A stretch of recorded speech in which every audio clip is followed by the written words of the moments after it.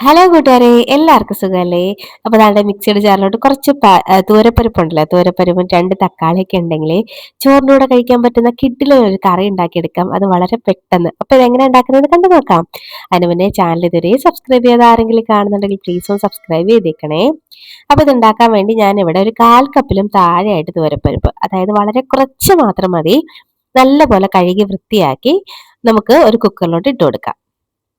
അപ്പൊ ഒരു 3 table spoon ഒക്കെ ഉണ്ടാവുള്ളൂ കേട്ടോ ഈ സംഭവം. ഇനി ഇത് വേവാനും പാകത്തിന് വളരെ കുറച്ച് മാത്രം വെള്ളം ചേർത്ത് കൊടുക്കാം. ഈ വെള്ളം നമുക്ക് ആവശ്യമില്ല. ഈ തൂരപ്പരിപ്പ് മാത്രം ഒന്ന് വേവിച്ചെടുക്കാൻ വേണ്ടി മാത്രം വെള്ളം ചേർത്താൽ മതി. അപ്പം ഇനി നമുക്ക് കുക്കർ ഒന്ന് അടച്ചു വെക്കാം. ഒരു 4 വിസിലൊക്കെ കേൾക്കട്ടെ, അപ്പോഴേക്കും വെന്ത് കിട്ടും. ആ ഒരു സമയം നമുക്ക് കുറച്ച് ഐറ്റംസ് ഒക്കെ ഒന്ന് റോസ്റ്റ് ചെയ്തെടുക്കാനുണ്ട്. അതിനുവേണ്ടി ഒരു പാനിലോട്ട് കുറച്ച് വെളിച്ചെണ്ണ ചേർത്ത് കൊടുക്കുന്നുണ്ട്. അപ്പൊ വെളിച്ചെണ്ണ ഒന്ന് ചൂടായി വരട്ടെ, അപ്പോഴേക്കും നമുക്ക് കുറച്ചധികം വെളുത്തുള്ളി അല്ലി വേണം കേട്ടോ. അപ്പൊ അത് ചേർത്ത് കൊടുക്കാം. ഞാനിവിടെ ഒരു 10-12 വെളുത്തുള്ളി അല്ലി എടുക്കുന്നുണ്ട്. അപ്പൊ അതങ്ങോട്ട് ഇട്ട് കൊടുക്കാം. ഇനി അത് അതിന്റെ കളറൊക്കെ ഒന്ന് മാറി വരുന്നവരെയും നല്ലപോലെ ഒന്ന് റോസ്റ്റ് ആക്കി എടുക്കണം. അപ്പൊ നന്നായിട്ടൊന്ന് വഴറ്റി കൊടുക്കാം.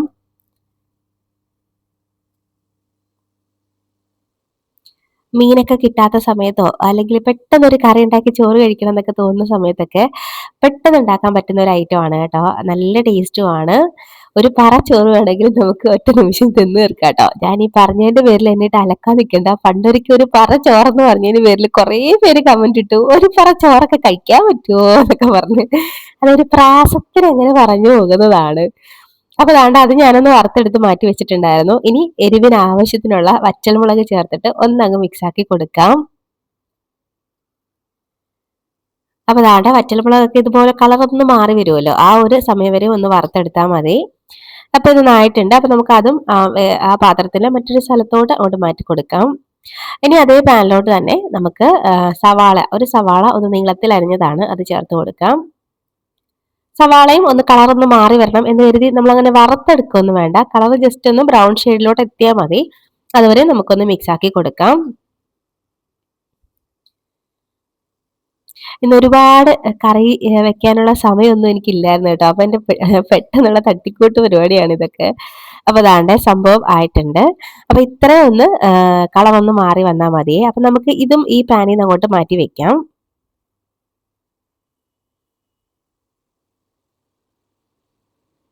അപ്പൊ എല്ലാം ഒന്ന് മാറ്റിയിട്ടുണ്ട്. വീണ്ടും അതേ പാനിൽ തന്നെ ഒരു 2 തക്കാളി ഇതുപോലെ രണ്ടായിട്ട് കട്ട് ചെയ്തിട്ട് ഒന്ന് വെച്ച് കൊടുക്കുന്നുണ്ട്.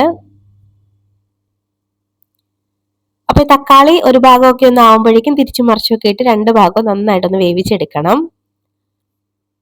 അപ്പം ഒരു ഭാഗം ഒന്ന് വെന്ത് വരട്ടെ. ഞാൻ ഒന്ന് തിരിച്ചിട്ട് കൊടുക്കുന്നുണ്ട്.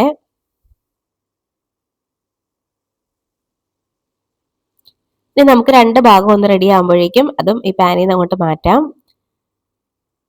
ഇതുപോലെ ഒന്ന് ജസ്റ്റ് ഒന്ന് മിക്സ് ആക്കി ഒന്ന് തിരിച്ചും മറിച്ചൊക്കെ ഇട്ട് കൊടുത്ത് നമുക്കൊന്ന് വേവിച്ചെടുത്താൽ മതിയാവും. വേണമെങ്കിൽ കുറച്ച് എണ്ണ ചേർക്കാം. ഞാൻ ഇനി എണ്ണയൊന്നും ചേർക്കുന്നില്ല കേട്ടോ, ഇത്രയും മതിയാവും. അപ്പൊ ദാണ്ട അതൊന്നും ആയിട്ടുണ്ട്. അപ്പൊ നമുക്കത് ആ പാനോട് കൂടി തന്നെ അങ്ങ് മാറ്റി വെക്കാം. ഇനി നമ്മൾ നേരത്തെ വേവാൻ വെച്ചിരുന്ന സംഭവം വെന്ത് സ്റ്റീമൊക്കെ പോയിട്ട് ഇരിപ്പുണ്ടായിരുന്നു. കണ്ട വെന്ത് വന്നിട്ടുണ്ട് നല്ല പോലെ. ഇതുപോലെ വെന്തൊന്ന് ഉടഞ്ഞു വരുന്ന പാകം എത്തണം കേട്ടോ പരിപ്പ്. അപ്പൊ ഞാൻ നോക്കിയപ്പോൾ ഒരു അല്പം വെള്ളം ഇങ്ങനെ ഉണ്ട് ഇതില്. അപ്പൊ നമുക്ക് ആ വെള്ളം അങ്ങ് മാറ്റി കളയാം. എന്നിട്ട് അത് മാറ്റി വെച്ചിട്ടുണ്ടായിരുന്നു ഞാൻ. ഇനി തണുത്ത് വന്നതിന് ശേഷം ഒരു മിക്സിയുടെ ജാറിലേക്ക് നമ്മൾ ആദ്യം വറുത്തെടുത്തില്ലേ വെളുത്തുള്ളിയും വറ്റൽമുളകും സവാളയും, അപ്പൊ ഇത് മൂന്നും ആദ്യം ഒരു മിക്സിയുടെ ജാറിലോട്ട് ഇട്ട് ഒന്ന് കറക്കി കൊണ്ടുവരാം. ജസ്റ്റ് ഒന്ന് കറക്കിയെടുത്താൽ മതി. ഇതുപോലെ ഒന്ന് ജസ്റ്റ് പൾസ് മോഡിലിട്ട് 2-3 വട്ടം ഒന്ന് കറക്കിയതേ ഉള്ളൂ. ഇനി നമുക്ക് അതിലേക്ക് തക്കാളി ഉണ്ടല്ലോ, നമ്മളിവിടെ വേവിച്ച് വെച്ചേക്കുന്ന തക്കാളി, അതങ്ങോട്ട് ഇട്ട് കൊടുക്കാം.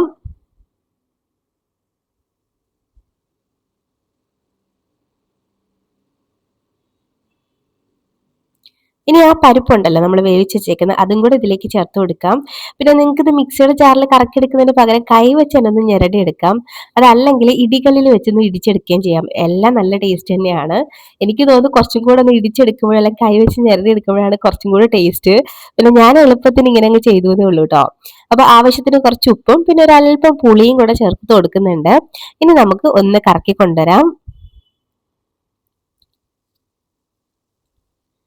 അപ്പൊ ദാണ്ട ഇതുപോലെ കിട്ടും. അപ്പൊ സംഭവം ഇത്രേ ഉള്ളൂ പരിപാടി. ഇത് ഇത്രേ ഉള്ളൂ എങ്കിലും ഇതിന്റെ ടേസ്റ്റ് ഉണ്ടല്ലോ അപാരമാണ് കേട്ടോ. അപ്പൊ ചോറിൻ്റെ കൂടെയോ ദോശേൻ്റെ കൂടെയോ എന്തിന്റെ കൂടെ വേണമെങ്കിലും ഇതങ്ങോട്ട് പൊയ്ക്കോളും. നല്ല ടേസ്റ്റ് ആണ്.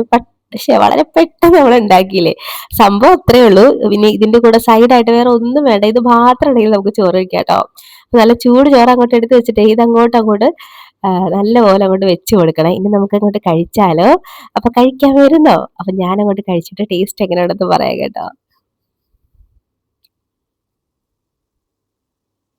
നല്ല അടിപൊളി ടേസ്റ്റ് ആണ്. നല്ല ടേസ്റ്റ് ആണ് കേട്ടോ. അപ്പൊ എന്തായാലും നിങ്ങൾ പരീക്ഷിച്ച് നോക്കണം. എന്നിട്ട് അഭിപ്രായം പറയാൻ മറക്കരുത്. വീഡിയോ ഇഷ്ടമായ ലൈക്ക് ചെയ്യാനും മറക്കരുത് കേട്ടോ. അപ്പൊ ഇനി റെസിപ്പിയുമായിട്ട് വീണ്ടും